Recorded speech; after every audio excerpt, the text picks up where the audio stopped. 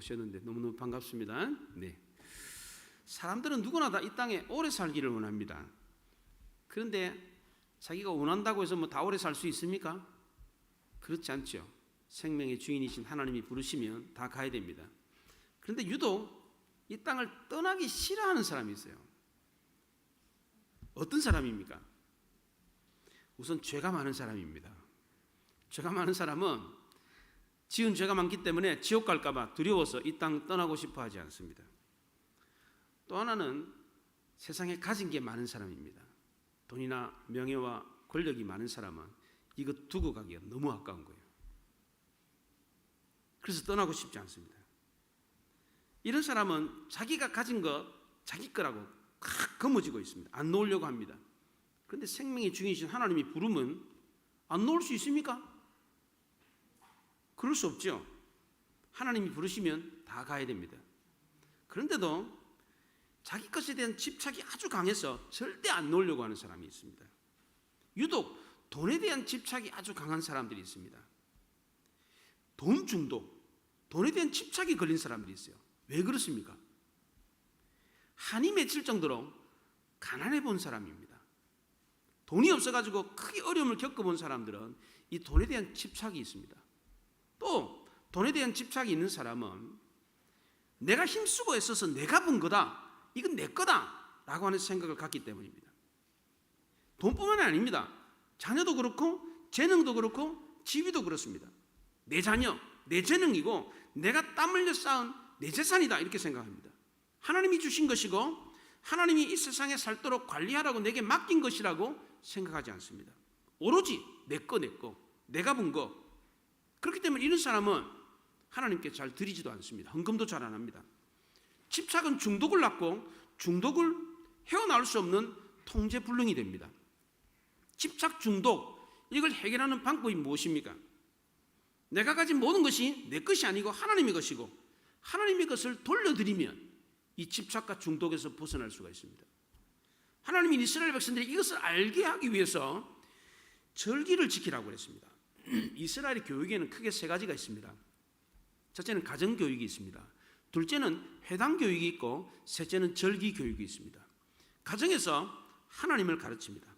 회당에서 하나님이 들려주신 말씀을 가르칩니다. 절기를 통해서 하나님이 베푸신 은혜를 회상하고 가르침으로 이스라엘 공동체성을 갖게 하고 앞으로 나아갈 삶을 믿음으로 살게 해줍니다. 절기 교육은 어려울 때 하나님의 은혜를 생각해보고 어려움을 잊지 않고 하나님의 은혜를 간구하면서 하나님의 백성으로 살도록 하는 것입니다. 이스라엘 백성들은 이와 같은 절기를 통해서 하나님의 백성으로 거듭났습니다. 이스라엘 백성들이 역사 속에서 영적으로 아주 흥황했던 때가 있었습니다. 이때는 율법을 잘 지켰고 절기와 11조 생활을 잘했습니다. 그런데 영적으로 아주 피폐한 때가 있었습니다. 이때는 율법의 권위가 땅에 떨어졌습니다. 절기도 잊어버렸고 11조도 드리지 않았습니다. 남쪽 유다 나라 히스기야 왕 때 또 요시야 왕 때 종교 개혁이 일어났습니다. 이때 율법책을 발견했습니다. 그리고 그 율법책을 읽고 감동을 받아가지고 율법을 낭독하면서 율법을 들려줬습니다. 그리고 절기를 지키고 11조를 드렸습니다. 그랬더니 나라가 부강해졌습니다.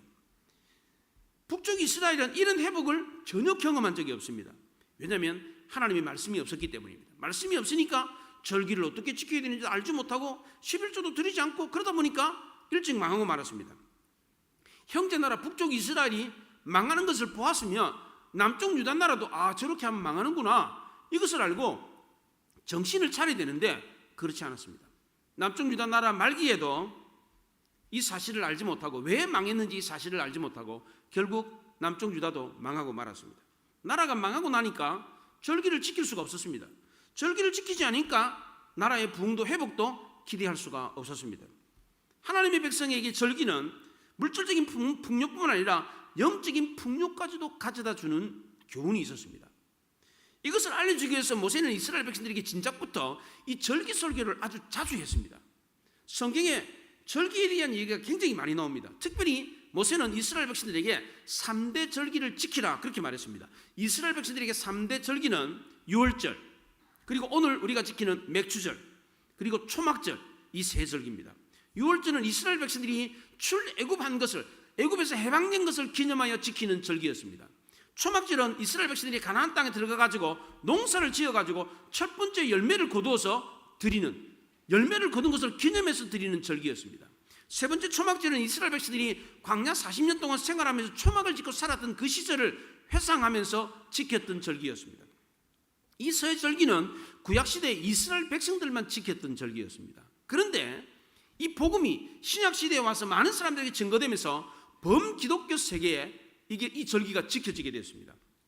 조금 다른 형태로 지켜지게 되는데, 유월절은 고난절로 지키고, 맥주절은 오순절로 성령이 임했다 그래서 성령 강림절로 지킵니다. 초막절은 가을 추수를 생각하는 절기니까 추수감사절로 지키고 있습니다. 우리가 지금 지키고 있잖아요. 고난주간, 성령 강림주간, 그리고 추수감사절을 지키잖아요. 이것을 왜 지키는가를 알려면, 구약시대 이스라엘 백성들이 왜 그 절기를 지켰는가를 알면 제대로 고난주간, 성령 강림주간, 그리고 추수감사절을 잘 지킬 수가 있습니다. 뿌리를 알아야 줄기를 알 수 있고, 꽃을 보아야 열매를 알 수 있는 것입니다. 구약을 알아야 신약을 알 수 있고, 율법을 알아야 복음을 제대로 이해할 수가 있습니다. 오늘은 특별히 이 맥주 감사절이 무엇인가, 어떻게 이스라엘 백성들이 이 맥주 감사절을 지켰는가에 대해서 살펴보겠습니다. 이 맥주절은 말 그대로 보리맥자를 써가지고 보리를 추수하는 것을 기념해서 지키는 절기였습니다. 맥주절을 다른 말로 77절이라고 합니다. 7749, 6월절로부터 7749, 49일 그 다음날 50일째 되는 날 지켰다고 해서 77절이라고도 하고, 그리고 50일째 지켰다고 해서 오순절이라고도 합니다. 유대인들은 이 오순절, 이 맥추절, 77절을 모세가 시내산에 올라가서 율법을 받은 날을 기념해가지고 율법 받은 날로 지켰습니다. 그런데 신약시대 초대교회 성도들은 이 오순절 날 성령이 임해가지고 성령 강림절로 지키게 되었습니다.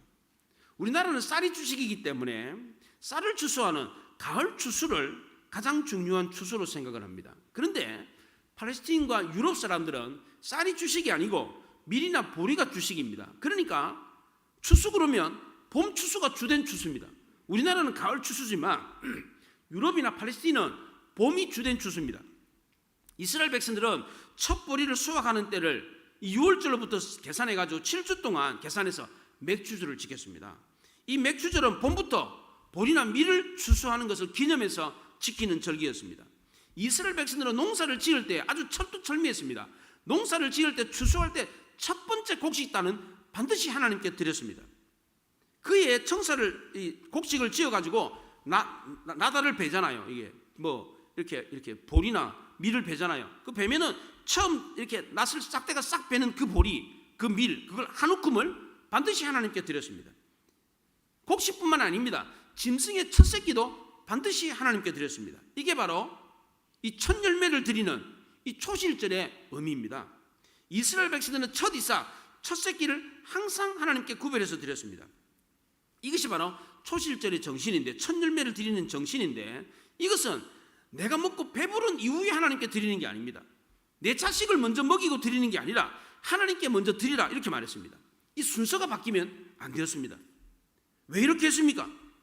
모든 것이 하나님이 주신 것이다, 이것을 알게 하기 위해서입니다. 맥추절의 핵심도 역시 마찬가지로 처음 익은 열매를 드린다, 이게 바로 맥추절의 핵심입니다. 오늘 26절에 보십시오. 77절, 처음 익은 열매를 드리는 날에 너희가 여호와께 새 소재를 드릴 때에도 성회로 모일 것이요 아무 일도 하지 말 것이며 그랬습니다. 처음 익은 열매를 드리라 말했습니다. 처음 익은 열매를 드린다. 이 처음 열매가 뭡니까? 무슨 뜻입니까? 처음 열매가 가장 귀하다, 가장 소중하다라는 뜻입니다. 또 모든 것이 하나님의 것이다, 하나님이 주인이다 라고 하는 뜻입니다. 이사야 43장 1절 야곱아 너는 내 것이다, 이렇게 말을 했습니다. 처음 익은 열매를 드리는 것, 이거는 신앙 고백입니다. 이스라엘 백성들이 출애굽할 때에 그 전날 밤에 애굽에 살고 있는 모든 장자들이 다 죽었습니다. 사람만 죽은 것이 아니라 짐승도 첫 새끼가 장자가 다 죽었습니다. 근데 그날 밤에 문설주와 임방의 어린 양의 피를 발랐던 이스라엘 백성들은 그 집안에 장자가 한 사람도 죽지 않았습니다. 그래서 하나님이 뭐라 그럽니까? 처음 난 것은 다 내 것이다, 그렇게 말을 했습니다. 하나님의 입장에서 이 처음이라는 말은 하나님의 것이라는 뜻이고, 인간의 입장에서 처음이라는 것은 가장 소중한 것이라는 뜻입니다. 그래서 우리는 하나님께 가장 소중한 것, 가장 귀한 것을 드릴 때 어떻게 드려야 합니까? 첫째는 다 흠이 없는 것으로 드려야 됩니다. 두 번째는 자원하는 마음으로 드려야 됩니다. 왜? 하나님의 것이니까. 인색한 마음으로 드릴 이유가 없어요. 하나님 거니까. 하나님 거를 돌려드리는 거니까 당연히 드리는 겁니다. 또 힘 닿는 대로 드리라고 그랬습니다. 하나님께 드리기는 드린데 가장 좋은 것, 가장 소중한 것을 힘 닿는 대로 자원하는 마음으로 흠이 없는 것으로 드려야 합니다. 이것이 뭡니까? 우리 부모에게서 가장 소중한 거 뭡니까? 자식입니다. 영국이 해가 지지 않는 나라일 때가 있었습니다. 대영 제국일 때 전 세계 식민지를 개척해가지고 해가 지지 않아요. 영국이. 이런 때가 있었습니다. 이런 때 영국은 아들 셋을 낳으면 가장 똑똑한 아들을 성직자 시키고, 두 번째 똑똑한 아들을 정치가 시키고, 그 다음에 제일 덜 떨어진 애를 군인시켰습니다. 그런데 영국이 해가 질 무렵에 아들 셋을 놓으면 제일 똑똑한 애를 정치가 시키고, 그 다음 똑똑한 애를 군인시키고, 제일 덜 떨어진 애를 성직자 시켰습니다. 결국 나라가 해가 지고 말았어요. 우리나라도 똑같습니다. 우리나라 한국교회가 한참 부흥했던 60년대 70년대에 아들을 낳으면 첫 번째 아들을 하나님께 드리겠습니다라고 목회자로 서운한 가정이 굉장히 많았습니다. 제가 60년대생이거든요. 제가 신학대학원 들어갔을 때 MDB 가정에 50명 모집하는데 2,000명이 왔어요. 2,000대 50이었어요.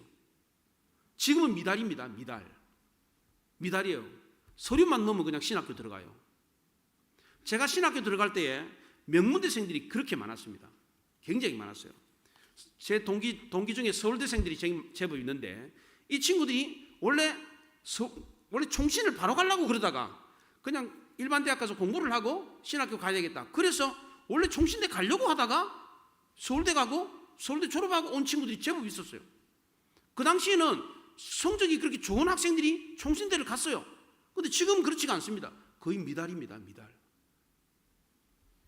우리나라 말에 거리낌이라는 말이 있습니다. 사람과 사람 사이에 뭐가 끼인 거예요. 이걸 거리낌이라고 합니다. 하나님과 우리 사이에 뭐가 낀 게 있어요.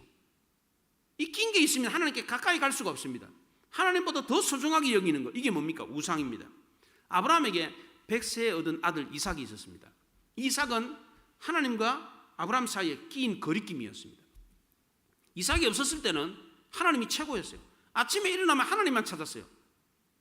그런데 이삭이 있고부터는 아침에 일어나면 하나님 찾는 게 누구 찾아요? 이삭 찾습니다. 그래서 하나님이 아브라함을 시험했습니다. 그 아들을 번제로 드리라. 하나님이 아브라함에게 그러면 내 아들, 내 사랑하는 독자, 너가 그렇게 네 거라고 하는 그거 나한테 드리라. 그렇게 말을 했습니다. 아브라함에게 가장 중요한 것이 무엇인지, 가장 소중한 것이 무엇인지 시험해 보셨습니다. 이 시험을 통해 아브라함은 자신이 아들을 우상으로 삼고 있다, 하나님보다 더 사랑하고 더 소중한 존재로 여기고 있다는 사실을 알고 하나님 앞에 하나님이 선물로 주신 자기 아들을 번제로 하나님 앞에 드렸습니다. 이때 하나님이 깜짝 놀랐어요. 왜냐하면 하나님이 진짜 그 아들을 받으려고 한 게 아니었기 때문입니다. 너에게 가장 소중한 이 아들도 내가 준 거다, 이걸 알게 하기 위해서 그 시험을 하셨던 겁니다. 아브라함은 이 하나님의 시험을 통과했습니다. 이 시험을 통과하고 난 뒤에 하나님으로부터 아브라함은 큰 복을 받았습니다. 창세기 22장에 보면 내 씨가 크게 번성해서 바다의 모래와 같이 하늘의 별처럼 많아질 거다, 내 씨가 성문을 차지할 거다, 내 씨로 말미암아 천하 만민이 복을 받게 될 거다 라고 하는 놀라운 복을 받습니다. 아브라함이 가장 소중한 것을 하나님 앞에 드렸을 때 비로소 아브라함은 복의 근원이 되었습니다. 우리도 마찬가지입니다. 우상을 깨고 하나님을 최고로 여길 때 하나님이 주시는 놀라운 복을 받습니다. 우리가 우상처럼 여기는 것은 자식만이 아닙니다. 우리가 가장 우상으로 여기는 게 뭡니까? 뭐니 해도 돈입니다. 돈이 우상이에요. 돈에 중독되고 돈에 집착하고 돈의 노예가 돼서 돈을 따라서 사는 인생입니다. 돈이 인생의 전부라 그럽니다. 돈만 있으면 다 필요 없다는 거예요. 돈만 있으면 뭐든지 할 수 있다, 이런 생각을 가지고 사는 사람이 있습니다. 돈에 중독되고 돈에 집착에 빠져 있는 사람들이 있습니다. 처음 익은 열매를 드렸던 이 맥추절은 이 돈에 대한 중독, 집착에서 벗어나게 해줍니다. 처음 하나님의 가장 소중한 것을 하나님께 드리면 중독, 집착에서 벗어날 수가 있습니다. 어떤 사람이 처음 가장 소중한 것을 하나님께 드릴 수가 있습니까? 첫째는 모든 것이 내 것이 아니라 하나님의 것이다라고 생각하는 사람입니다. 내가 가진 모든 것은 하나님이 주신 것이다라고 생각하면 돈에 대한 중독, 돈에 대한 집착에서 벗어날 수가 있습니다. 돈은 내가 거머쥔다고 해서 내게 되는 게 아닙니다. 돈은 마치 모래와 같습니다. 모래 이렇게 손을 꽉 쥐면 어떻게 됩니까? 쥐면 질수록, 더 힘있게 쥐면 질수록 더 빠져나가 버립니다. 돈이 그렇습니다. 세게 쥐면 막 거머쥐고 있으면 내가 챙길 것 같은데 천만의 말씀, 그렇지가 않습니다. 주변에 이런 사람이 있습니다. 어디 가서 밥 먹으면 절대로 밥값을 안 내는 사람이 있어요. 절대로 밥 안 사는 사람이 있어요. 저 그런 사람 봤습니다. 진짜 있어요. 그런 사람이 있더라고. 이런 사람은 주변에 좋은 친구가 없습니다. 힘들고 어려우면 도와주는 사람이 없습니다. 사람을 사귀어도 깊게 못 사귀입니다. 인생의 말년에 주변에 사람이 없습니다. 외롭습니다. 돈을 불끈 거머쥐었으니까 많이 가져야 될 것 아닙니까? 지나고 보면 아무것도 없습니다. 그 돈도 자기가 거머쥐었으면 자기가 써야 되잖아요. 자기도 안 써요. 딴 사람이 쓰고 있습니다. 왜 못 씁니까? 이거 없으면 큰일 나는 줄 알아요. 그러니까 남한테도 인색하고 자기한테도 인색해요. 남한테 인색한 사람은 자기한테도 인색합니다. 남을 위해서 돈 안 쓰는 사람은 자기를 위해서도 돈 안 씁니다. 왜 못 씁니까? 이거 없으면 죽는다고 생각하기 때문입니다. 그런데 이 가장 소중한 것을 하나님께 드릴 줄 아는 사람은 다른 사람을 위해서도 돈을 쓸 줄 압니다. 왜냐하면 그 돈이 내 게 아니라고 생각하기 때문입니다. 두 번째로 가장 소중한 것을 드릴 수 있는 사람은 은혜를 아는 사람입니다. 고린도서 1장 6절에 은혜를 깨닫는 날부터 믿음이 자란다, 열매를 맺는다, 그렇게 말을 했습니다. 아이들도 그렇습니다. 어떤 때 자랐다고 생각이 듭니까? 야, 다 컸네, 이런 생각이 들 때가 있어요. 그때 언제입니까? 부모님의 은혜를 알 때입니다. 야, 어머니가 나를 이렇게, 아버지가 나를 이렇게 잘 키워주셨구나, 이걸 알 때 자식이 야, 다 컸네, 이런 생각이 듭니다. 우리도 마찬가지입니다. 하나님의 은혜를 할 때 믿음이 자라는 것입니다. 이 은혜를 깨달을 때에 하나님 앞에 드릴 수가 있는 것입니다. 강원도 태백에 가면 예수원이라는 곳이 있습니다. 우리 청년들과 몇 년 전에 거기를 갔다 왔는데, 예수원 입구에 그 돌에 그 비석에 이런 문구가 새겨져 있어요. 땅은 하나님의 것이니 라고 하는 문구가 새겨져 있습니다. 겨울이 지나고 봄이 되면 민들레 홀씨가 날아다니잖아요. 민들레 홀씨는 깃털처럼 가벼워서 바람에 날립니다. 예수원을 세웠던 아츠토레이 신부도 이 민들레 홀씨처럼 가볍게 살다가 가셨어요. 예수님도 그렇습니다. 이 땅에서 33년 사셨지만 가볍게 살다가 아무런 미련도 없이 가셨어요. 어떻게 하면 우리도 이렇게 가볍게 살다가 갈 수 있습니까? 살 빼면 됩니까? 어떻게 하면 가볍게 살다가 갑니까? 죽을 때 나 죽으면 안 돼, 억울해 죽겠어, 진짜 그런 사람 봤어요. 발악을 하면서 죽는 사람 봤습니다. 저는 그래서 많이 봤어요. 저는 목사이기 때문에 임종을 많이 봅니다. 임종을 많이 보는데, 예수도 안 믿고 그냥 재산 막 악착같이 모았는데 그 재산 딴 사람이 다 써요. 자기는 누려보지도 여행도 한 번 못 가고 그렇게 살다가 죽는 사람, 발악을 하고 죽습니다. 너무너무 억울해가지고 이를 부득부득 깔면서 죽습니다. 진짜 그런 사람 봤어요. 네. 자기 거라고 생각하니까 그건 못 놓고 가는 겁니다. 이걸 깨닫게 해주는 게 바로 맥주절입니다. 처음 익은 열매를 드리라. 내게 아니라는 거 하나님 거라는 거예요. 이걸 깨닫게 하는 사람은 감사할 수 있습니다. 감사하는 사람이 최상의 인생을 삽니다.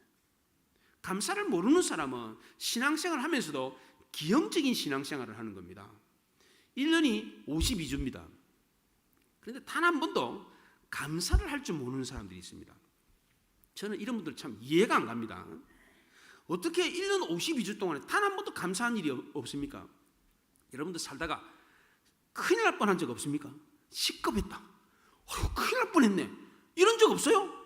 운전하시다가 그냥 큰 사고 날 뻔했는데 그냥 간신히 피한 경우 없습니까? 그런 경우 있습니다. 어떻게 이렇게 됐지? 기대도 안 했는데 좋은 일이 생기는 경우가 있습니다. 살다 보면 없습니까? 한 번도 없었어요, 그런 거? 그렇지 않습니다. 그런 감사한 일이 있습니다. 그러면 감사를 하라는 거예요. 감사가 없는 삶은 마귀에게 붙잡힌 겁니다. 내가 지고 있으면 마귀가 역사합니다. 하나님께 맡겨버리면 하나님이 것이기 때문에 더 이상 마귀가 얼씬도 하지 못합니다. 마귀는 우리를 결코 이롭게 하는 존재가 아닙니다. 처음에는 다 줄 것 같지만 하지만 결국은 다 뺏어갑니다. 맥수절은 이렇게 마귀에게 빼앗길 수 있는 우리 인생을 하나님께 맡김으로 하나님이 보호해 주도록 하는 절기입니다. 이스라엘 남자들은 일주일에 한 번 안식일을 지킵니다. 그리고 한 달에 한 번 달의 첫날 월삭을 지킵니다. 그리고 1년에 3번 절기를 지킵니다. 이것을 지켜야만이 이스라엘 사람이 됩니다. 우리 성도들도 마찬가지입니다. 주일과 절기를 지켜야 성도가 되는 겁니다. 그럼 왜 하나님은 오늘 성경에서 우리에게 맥주절을 지키라 그렇게 말을 합니까? 첫째는 더 큰 복을 주기 위해서입니다. 민수기 16장 10절에 보면 여호와께서 내게 복을 주신 대로 힘써 헤아려 자원하는 마음으로 예물을 드리라 그렇게 말을 했습니다. 엘리야가 가뭄철에 사르밧 가부집에 갔습니다. 이 사르밧 가부집에 한 끼 먹을 양식이 있었습니다. 기름 조금, 가루 조금 있어가지고 아들하고 이걸로 이제 빵 만들어가지고 먹고 죽으려고 그렇게 하고 있는데 그 집에 엘리야 선지자가 간 거예요. 가서 보니까 한 끼 먹을 것밖에 없어. 근데 이 엘리야가 염치도 없이 그거 너희들 먹지 말고 나에게 줘 이렇게 한 거예요. 인정벌이 없이. 왜 이렇게 한 겁니까? 엘리야가 뻔뻔해서 그렇습니까? 그렇지 않습니다. 이 사르밧 가부에게 하나님이 주시는 이 복을 받도록 하기 위해서 그렇게 했습니다. 먼저 하나님께 드리면 부족함이 없는 놀라운 복을 받는다는 것을 알려주기 위해서 네가 먹지 말고 그거 나에게 줘 이렇게 말했어요. 그랬더니 어떻게 됐습니까? 그 마지막 먹을 거 아들하고 먹고 죽으려고 그랬는데 그걸 엘리야에게 줬더니 기름 그릇에 기름이 마르질 않았어요. 떡반죽 그릇에 가루가 없어지지 않았어요. 놀라운 기적이 일어난 겁니다. 광야에서 어린아이가 예수님에게 물고기 2마리하고 보리떡 5개를 내놓았어요. 그랬더니 예수님이 그걸로 어떻게 했습니까? 5,000명을 먹였습니다. 12강줄이가 남았습니다. 하나님께 먼저 드렸더니 하나님이 풍성하게 주셨습니다. 로마서 11장에 누가 주께 먼저 드려 갚으심을 받겠느냐 그랬습니다. 하나님께 먼저 드리면 하나님이 갚아주신다는 거예요. 그런데 하나님은 갚아주실 때 정량으로 갚는 게 아닙니다. 내가 하나 주면 하나님이 하나 주시냐 그게 아닙니다. 더 크게 더 풍성하게 주신다는 겁니다. 하나님의 복은 우리가 먼저 들을 때에 하나님이 주시는 겁니다. 그래서 하나님이 주신 복은 신앙만큼 받습니다.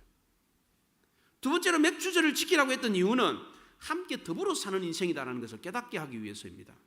신명기 16장에 보면 이 맥주절을 지킬 때에 자녀와 노비와 레위인과 객가 가부와 그리고 고아와 함께 즐거워하며 지키라 그렇게 말했습니다. 맥주절 지킬 때 혼자 지키지 말고 너 주변에 있는 많은 사람들 데리고 와가지고 즐기면서 지키라 그렇게 말했습니다. 왜 그렇습니까? 인생은 혼자 사는 게 아니기 때문입니다. 어린아이들이요 어릴 때는 받아 먹기만 합니다. 줄 줄도 모르고 그냥 달라고 때만 씁니다. 양손에 쥐고 입에 물고 그런데도 불구하고 더 달라 그래요. 양손이 거머쥐고 있어요. 입에 물고 있어요. 그런데도 더 달라고 그래요. 이게 아이들이 그렇습니다. 기도할 때도 그렇습니다. 신앙이 어릴 때는 자기 기도만 합니다. 근데 신앙이 좀 자라면 남의 기도를 합니다. 아이들이 좀 크잖아요. 부모님 생일을 기억해 줍니다. 그 선물도 사가지고 와요. 그거 보면 다 컸구나. 좀 컸네. 이런 생각이 듭니다. 맥주절은 하나님의 은혜를 받는 것으로 만족하지 않고 받은 은혜에 감사해서 자원해서 헌신하고 사랑을 베풀고 은혜에 보답하는 것, 이거를 가르치는 것이 바로 맥주절입니다. 성숙한 성도는 하나님께 드리는 성도입니다. 하나님께 찬양을 드리고 물질을 드리고 정성을 드리고 충성을 드리고 삶을 드리는 겁니다. 이게 바로 성숙한 성도입니다. 이것을 가르쳐 주는 것이 바로 맥주절입니다. 세 번째로 맥주절을 지키라고 했던 이유는 종되었던 것을 기억하도록 하기 위해서입니다. 신명기 16장 12절에 애굽에서 종되었던 것을 기억하고 이 규례를 행할지니라 그렇게 말을 했습니다. 옛날 일을 기억하라 그렇게 말을 했습니다. 사람은 어려운 시절을 기억하면 감사가 나오게 되어 있습니다. 어른들이 보릿고개, 풀죽, 꿀꿀이죽, 콩나물밥 이런 얘기 하는데 저는 그거 잘 모릅니다. 보릿고기도 잘 몰라요. 보릿고기가 뭔지 진짜 모릅니다. 그래서 요즘 젊은이들도 그래요. 나이 드신 분들이 보릿고개 그러면 이게 무슨 고개인가? 그럽니다. 몰라요 이거를. 그래서 요즘 젊은 사람들은 먹는 것에 대해서 그게 감사가 없어요. 진정한 감사는 어려운 시절을 알 때 나오는 겁니다. 어려운 시절을 알아야 사람이 겸손해집니다. 그래서 하나님은 종되었던 것을 기억하고 맥주절을 지키라 이렇게 말을 했습니다.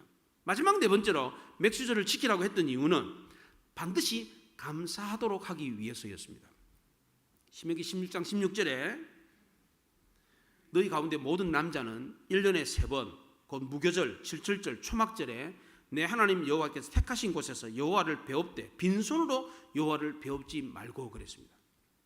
광야 시절에 이스라엘 백성들은 하늘에서 내려오는 만나만 먹었습니다. 지극히 의존적이었습니다. 그런데 가나안 땅에 들어가서는 스스로 농사를 지어서 하나님께 드릴 수 있게 되었습니다. 광야 40년 동안은 손만 내밀었어요. 달라 그렇게만 했어요. 그런데 가나안 땅에 들어가가지고는 스스로 농사를 지어가지고 하나님께 드릴 수 있게 됐어요. 드리는 신앙, 이게 성숙한 신앙입니다. 이 성숙한 신앙이 성도가 성숙되면은 은혜에 보답하려고 합니다. 어떤 집사님이 새벽기도 가다가 지갑 하나를 주었습니다. 지갑 안에 보니까 현금도 들었고 수표도 들었고 상품권도 들었어요. 그래서 전화번호를 찾아가지고 연락을 했어요. 주인에게 줬더니 주인이 고맙습니다 말만 하고 돌아가 버렸어요. 그 집사님이 좀 속으로 섭섭했어요. 그러나 어쩔 수가 없었습니다. 왜냐하면 무슨 보답을 받으려고 그렇게 한 것은 아니었기 때문입니다. 그런데 나중에 알고 보니까 우리나라 법에는 지갑을 찾아준 사람에게 고마움을 표시하지 않으면 형사처벌을 받는다는 겁니다. 법에 그렇게 돼 있어요. 지갑을 찾아준 사람에게 5%에서 20%의 살해를 하도록 돼 있습니다. 이 돈을 지불하지 않은 사람에게 적용되는 제목이 있습니다. 제목이 적혀 있어요. 이렇게 하지 않으면 이런 죄에 처한다. 감사하지 않는 죄라고 되어 있습니다. 우리나라 법이 그렇게 되어 있습니다. 반면에 유실물을 습득을 하고 7일 이내에 경찰서에 신고하고 안 돌려주면 횡령죄입니다. 횡령죄. 그래서 1년 이하의 징역에 처하도록 되어 있습니다. 잘 기억하세요. 남의 그 죽고 7일 이내에 안 돌려주면 감옥 갑니다. 1년 이하의 감옥입니다. 이게 유실물 관리법에 되어 있습니다. 그렇게 우리나라 법에 그렇게 명시가 되어 있어요. 세상 법에도 감사하지 않는 것을 죄라고 그랬습니다. 세상 법도 이렇게 되어 있는데 하나님의 법은 오죽하겠어요? 감사하라는 겁니다. 그런데 우리는 감사하지 않는 죄를 얼마나 많이 짓고 있습니까? 하나님이 우리에게 얼마나 많은 것을 주셨습니까? 우리에게 영원한 생명을 주었습니다. 이 영원한 생명을 주기 위해서 하나밖에 없는 아들 독생자를 십자가에 못 박아 죽였습니다. 하나님은 우리를 위해서 아들만 주신 게 아닙니다. 영원한 생명도 주었고 그때그때마다 필요한 모든 것을 계속해서 제공해 주고 있습니다. 그런데 우리는 하나님께 뭘 드렸습니까? 하나님은 우리가 드린 것으로 덕 보는 분이 아닙니다. 오히려 우리가 하나님께 드림으로 복을 받습니다. 오히려 영국의 주석가 매튜 헨리는 감사는 산수에서 덧셈과 같다 그렇게 말을 했습니다. 감사를 하면 하나님이 복이 더해진다. 어떤 일이든지 무슨 일인지 감사하면 플러스 축복이 있다. 반면에 불평하고 원망하면 빼기와 같아가지고 빼앗기고 없어진다 그렇게 말을 했습니다. 감사하는 사람은 더 풍성한 삶을 살게 됩니다. 근데 불평하고 원망하는 사람은 없어지고 빼앗겨가지고 결국은 불행해진다는 거예요. 여러분 주변을 돌아보십시오. 늘 감사하는 사람은요 차고 넘칩니다. 근데 감사할 줄 모르는 사람 있잖아요. 자기가 거머쥐고 있는 사람. 자기가 거머쥐기 때문에 많아야 되잖아요. 지나고 나면 세월이 지나고 나면 부자가 되고. 그런데 그게 아니에요. 그게 부모에게 잘하면 얼마나 받습니까? 부모에게 잘하면 얼마나 받습니까? 부모가 가진 만큼 받습니다. 그렇죠? 근데 하나님께 잘하면 얼마나 받습니까? 하나님께 가진 만큼, 하나님이 가진 만큼 받습니다. 그렇잖아요. 부모에게 잘하면 부모가 가진 만큼 그 잘하는 자식에게 줄 수가 있어요. 그렇잖아요. 하나님도 마찬가지입니다. 우리가 하나님께 잘하면 하나님이 가진 만큼 우리에게 줄 수가 있어요. 주세요. 또 하나님은 감사하는 성도에게 복을 주십니다. 사람도 마찬가지입니다. 주변에 감사할 줄 아는 사람 있잖아요. 뭐든지 고맙습니다. 네 감사합니다. 이렇게 말하는 사람 있잖아요. 인정을 받습니다. 야, 저 사람 됐다. 출세길이 열립니다. 어디 공동체에 가가지고 인사만 잘해도 출세합니다. 이 기본입니다. 만나는 사람마다 반갑습니다, 안녕하세요, 고맙습니다, 요것만 잘해도 출세합니다. 그런데 이것조차도 안 해요. 사람들이 감사를 몰라가지고. 음식점에 가가지고 저는 밥을 먹고 나올 때 꼭 돈 지불하고 잘 먹었습니다 인사하고 나와요. 그렇게 말하고 가잖아요. 다음에 더 잘해줍니다. 그래요. 그게 이거는 훈련을 해야 돼요. 이거는 부모가 자녀에게 과자를 사주잖아요. 과자 사주고 혼자 먹게 하면 안 돼. 사주고 엄마 하나 줄래? 이거 훈련을 시켜야 돼. 그래서 주는 애가 있고 안 주는 애가 있어. 그 과자 사가지고 덥석 집어가지고 엄마한테 주는 애는 어때요? 그 엄마가 뺏어 먹고 싶어서 그럽니까? 그렇지 않지. 내가 엄마가 사줬다, 엄마한테 고마운 마음을 표시해라, 이걸 훈련을 해야 돼. 주는 애는요 너무 귀여워가지고요 너무 사랑하고 또 자수고 싶어요. 그런데 과자 사줬는데 싫어요, 내 거요, 이렇게 먹는 애는요 안 사주고 싶어요. 정말 그렇다니까요. 심지어 이런 생각이 듭니다. 저놈은 내가 재산 안 물려줘야지, 이런 생각까지 듭니다. 아이 진짜라니까요. 조그만 건데 과자 하나 사주고도요, 과자 하나 사주고 과자 그것조차도 부모한테 안 주는 자식을 보면 미래가 훤히 보여요. 그래서 재산 안 물려주고 싶다 이런 생각도 든다니까요. 이게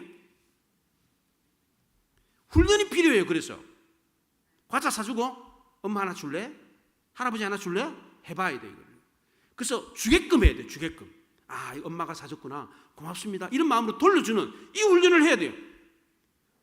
지난주 설교에도 그랬잖아요. 미디안과 전쟁을 했을 때 이스라엘 백성들이 전리품을 받고는 그 전리품 500분의 1, 50분의 1 귀한 것을 하나님께 드렸어요. 이걸 드렸다고. 왜 그렇게 하는 거예요? 내가 전쟁에 이긴 게 한 게 아니에요. 하나님이 이기게 하신 거예요. 내가 가진 건 내 게 아니에요. 내가 지금 과자 먹고 있는 거 이거 내 돈으로 산 거 아니에요. 이거 부모가 용돈 줘가지고 사 먹은 거 이게. 그렇기 때문에 돌려줘야 되는 거 이거를. 이걸 훈련해야 되는 거 이거를. 왜 이렇게 합니까? 하나님이 우리에게 왜 감사하라고 그럽니까? 더 많은 것을 주려고. 그래서 골로새서 2장에서 그러므로 너희는 그리스도 예수를 주로 받았으니 그 안에서 행하되 그 안에서 뿌리를 박으며 세움을 받아 교훈을 받은 대로 믿음에 굳게 서서 감사함을 넘치게 하라 그랬어요. 자녀들 감사함을 넘치게 해야 돼요. 그거 훈련해야 돼요. 오늘 말씀을 받은 대로 믿음에 굳게 서서 감사가 넘치는 삶을 사시기 바랍니다.